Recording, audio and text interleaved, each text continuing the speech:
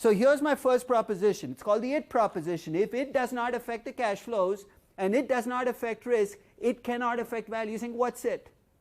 Whatever it is, control, synergy. I'm not saying control doesn't have value, but if you tell me control has value, tell me what it's going to change. Maybe by controlling this company, you're going to run it differently, generating different cash flows. Maybe by synergy, saying my revenues will grow faster. Let's talk about specifics. You can't let buzzwords drive decisions, because if you let buzzwords drive decisions, you're going to make bad decisions, and worse, you're not going to plan to deliver those, because there's nothing behind them. The second proposition I call the duh proposition. I've named it after a subset of emails I get every week. And usually this is how the emails will go. I'm valuing a money-losing company. I expect it to lose money forever. Which valuation model will work best in valuing this company? You feel like walking up to the person, slapping them around the face, and wake up. You're valuing a money-losing company, expect to lose money forever. You're thinking about paying for this company. What's wrong with you? Which brings me to a third and final proposition.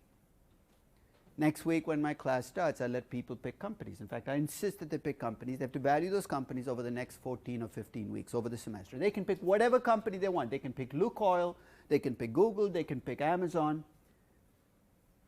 And sometime in the first or the second week, a subset of people, not everybody in the class, thank God, but 10 of them will show up saying, I have to change my company. I say, it's a little early, why are you panicking?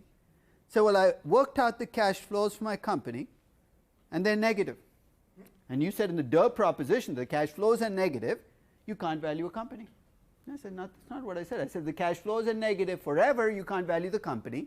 But if your cash flows are negative in year 1, year 2, year 3, it's not the end of the world. In fact, there are a subset of companies when you value the company, you should get negative cash flows up front.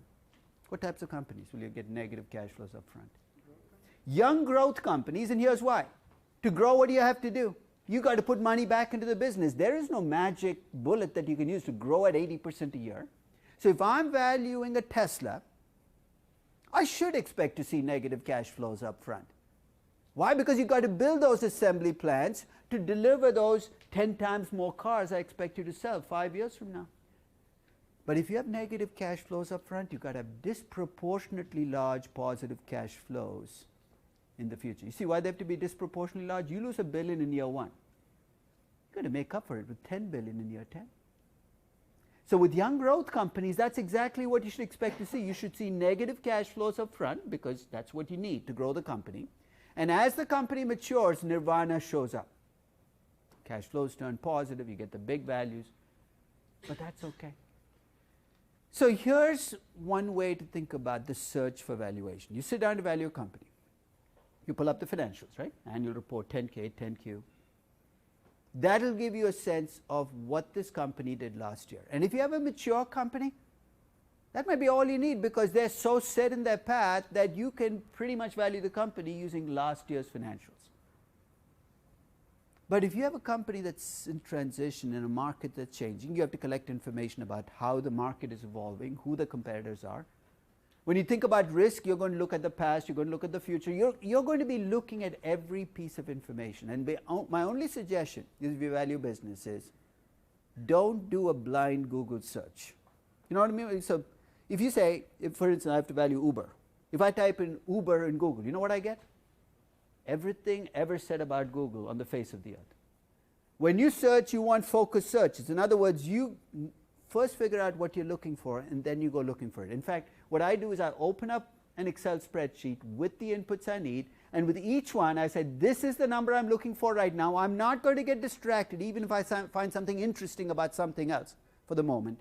I'm going to stay focused on it. So if I'm looking at the risk in a company, that's all I'm looking for. Are there any clues I can get by looking at the company, the market, and the competitors about that risk?